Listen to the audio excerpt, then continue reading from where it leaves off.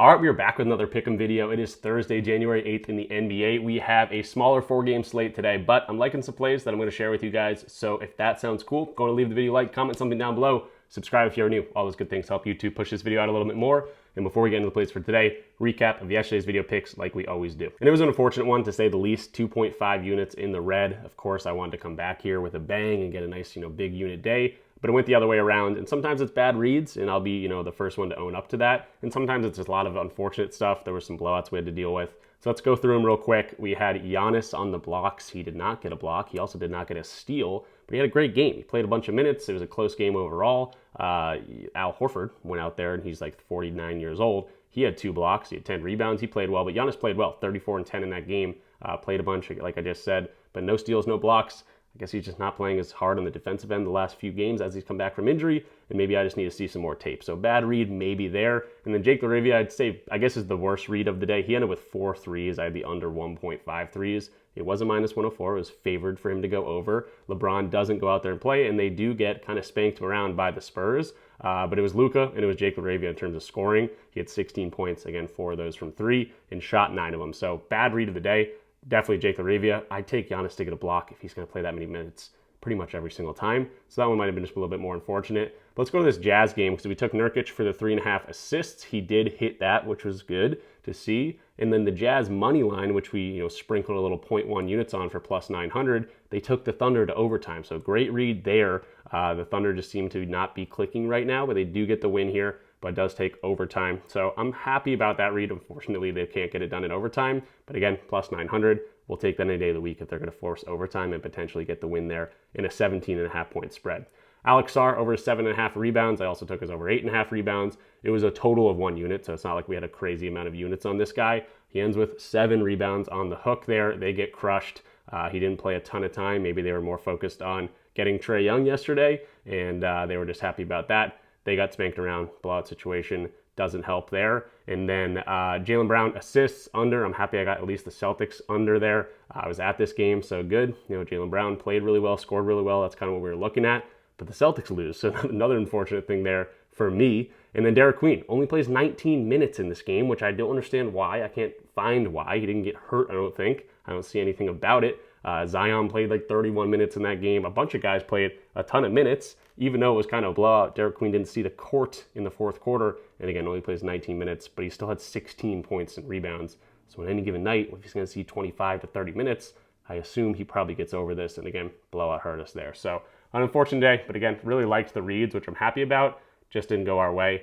Today, 4 games, locked in on the 4 games, done a lot of research, and I'm happy to say that I think I can say we're going to have a winning day today. So let's do that. Let's get into the first play of the video. Not going to go for 6 plays like we did yesterday, but we'll probably get 2 or 3 that are really locked in. And hopefully we can come back with a winning day here. Bounce back opportunity, go up, 3 units would be great. So jumping into Props Madness like we always do to start talking about our plays. Our first play is going to be a fun one to root for. It's a nice, easy one. A superstar over in points, 28.5 points for Donovan Mitchell here. And he has a textbook matchup to get a lot of high usage, a lot of shots today from him because of the way the Timberwolves play defense. They're a one-on-one type of defense, which means they translate to a 29th ranked in terms of pick and roll ball handling. They're saying, hey, go out there and beat us. Are your high usage guys. We're going to stay down on shooters, which translates to a number 1 defense in terms of these spot up areas. So guys that, rely on these spot up shots, they're going to be harder to get because Donovan Mitchell's going to drive. He's going to have no one to kick to, and he's going to be able to shoot a whole bunch of times. That translates really, really well to his hit rate as well. He's over this in 65% of the last 20 games anyway, but you can go to defenses that are weak in this pick and roll ball handling, and he's over this in 72.7% of these games. So Donovan Mitchell is already one of these guys where it's like, hey, the Cavs almost need him to score a bunch of points to win. This is a 1.5 point spread, so that's really good, but this is also a very good defensive scheme for Donovan Mitchell to get a really high usage because those spot up opportunities are going to be harder for him to drive and kick out to. So really liking the spot for Donovan Mitchell. I think he's going to get a lot of high usage here. The next thing I'll point to is the fact that they're relatively healthy, meaning Evan Mobley and Darius Garland are also playing. They've missed some time this year, especially Darius Garland.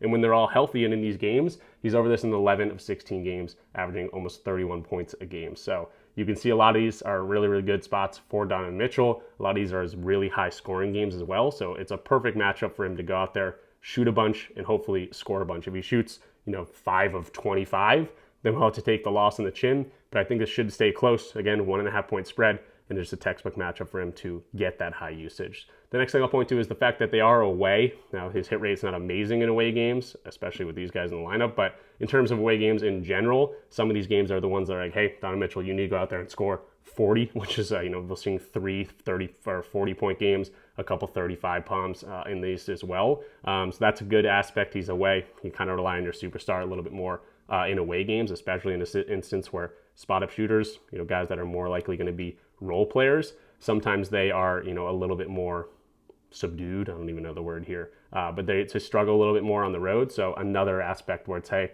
go to your superstar, have him shoot a whole bunch, and you just got to knock down the shots for us. So 28.5, not a very high line for Donovan Mitchell. Again, over in 65% of the last 20 games in general. But again, textbook matchup. I think he gets the usage, I think he gets the shots, and I think he goes over for us today. So minus 120 on DraftKings for the first play of the video. Jumping into play number 2, I got Tre Jones on an under 19.5 points and assists. Don't have to do much to the filters because this one already looks pretty good. And the glaring thing here is Josh Giddey is going to be out of this game. But even without Josh Giddey this year, he's only over in 2 of 7 games, averaging around 19.4 points and assists with some 2 big games against the Pelicans and earlier in the year against the Spurs. But yeah, I'm liking Coby White potentially coming back in this one as well. He's probable in this game, as you can see on RotoWire, which would be great if he does play. The line almost looks like it's seeing he's not going to play, but with the probable tag, I would expect him to go out there and probably play. So with Coby White in the lineup, you can see he's only over this in 4 of 13 games, and that's just going to hurt his usage and probably his minutes on the court. His minutes have kind of upticked over the past few games, getting around 27, 29, 28. 30 minutes even in these games, but even in those games, he's not going over like a crazy amount. You can see the suggested minutes today, 23 to 33, still in the over in 40% of games. And now let's go to the matchup here against the Heat. They're a really good defensive team. They rank 4th in terms of defensive rating, and they continue to be able to slow teams down on defense while having a really high pace this year, which is not typically what the Heat are known for. They're ranked number 1 in terms of their pace, but again, defensive rating, they're still slowing teams down, which is great. Pick and roll ball handling, free throws, transition, they're all kind of mediocre matchups or worse. Free throws, they don't allow a whole bunch of those. I'm not really scared of Tre Jones scoring a ton of points today. It would more be if he gets a 10-assist game. But with Coby White coming back in the lineup, you got to think that Coby White's going to have more usage here, and that's going to hurt Tre Jones a little bit, again, as we've seen with the hit rate with Coby White in the lineup. So his minutes also drop a lot when Coby White's in the lineup. We see games that without Josh Giddey and with Coby White, it's only been one of them. That was against the Celtics, played 23 minutes and stayed, relatively clear of this line with only 14 points and an assist. And he's pretty consistent in getting, 10 to 18. Doesn't really get 20 a whole lot. But yeah, I don't mind this matchup at all. It's a good matchup to go against it.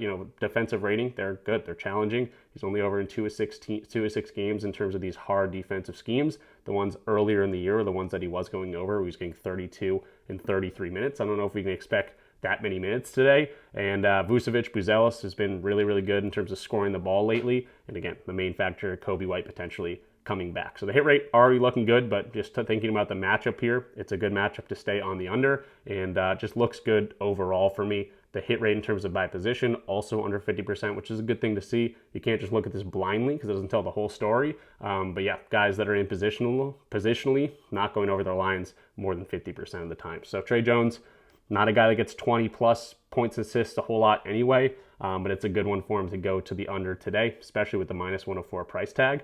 Liking this a whole lot for play number 2. And finally, play number 3, I got a plus 130 play for Keontae George to get 5+ rebounds, so over 4.5 rebounds at plus 130 on BetMGM right now.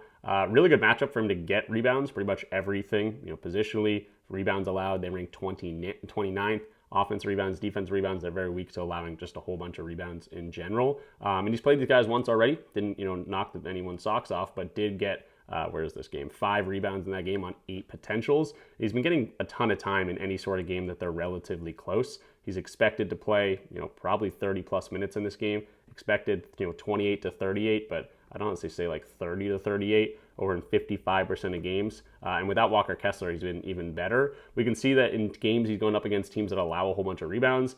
Without Walker Kessler in the lineup, over in 5 of 7 games. And again, getting right around that 5 or 6 mark with some duds here. But even in those games he's getting a whole bunch, he's pretty much maxing out around 8 to 10 potential rebounds. So he's kind of one that he's a young guard that can get rebounds at a pretty good clip in terms of his rebound chances. And we can see a guy like Maxey would be his best comp, a guy that gets a ton of minutes with similar rebound chances, 11 in this one in a 42-point game or 42-minute game for him. He had 8 rebounds in that thing. So that's his best comp that I can come to. The hit rate's been pretty good, especially without Walker Kessler, who can gobble a whole bunch of rebounds up. And he's done it against really, really hard teams. And now he gets a matchup that ranks really, really weak in terms of rebounds allowed. So loving the spot for Keyonte George. It looks more like it should be like a minus 115, but we're getting plus 130 value. I think it's a great value play. And again, when you go to this chart and you see a whole bunch of green, that's a good sign to look at the over, and the hit rate's matching up with that perfectly. The head-to-head, already again played these guys once, suggested head-to-head.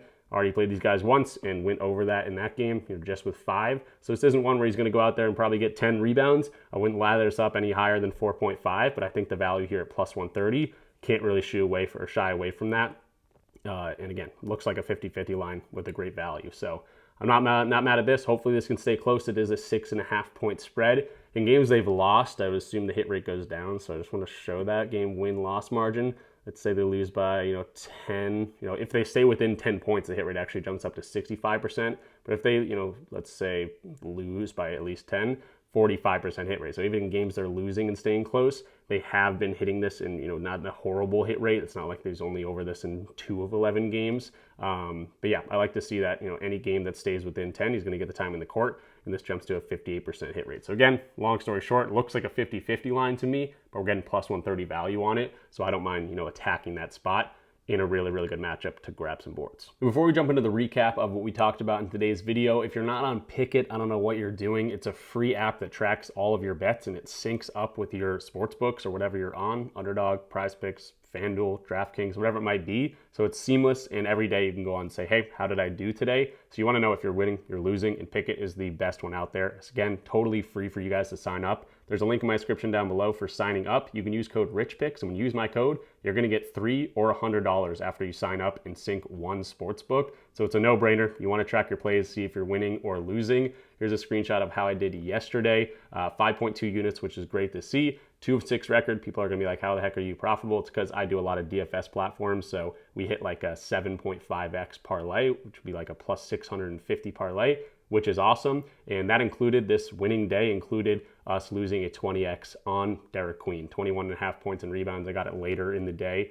So we had a great read at 19.5. So if you don't think I'm playing these along with you, I am. And again, Derek Queen, I know it must have screwed a couple of you guys over yesterday, and it screwed me over as well. Again, only 19 minutes in that game is absolutely crazy, and he should have got there if he played his normal minutes. But yeah, would have been a 20x on top of that, which would have been awesome. If you're not on Dabble as well, sign up using my link in the description down below. You get a free month in my Discord, and I think you get $25 just by signing up using my code. So if you do that, code RichDFS for Dabble. All the links in the description down below. But yeah, you get 25 free bucks just for signing up. Absolute no-brainer.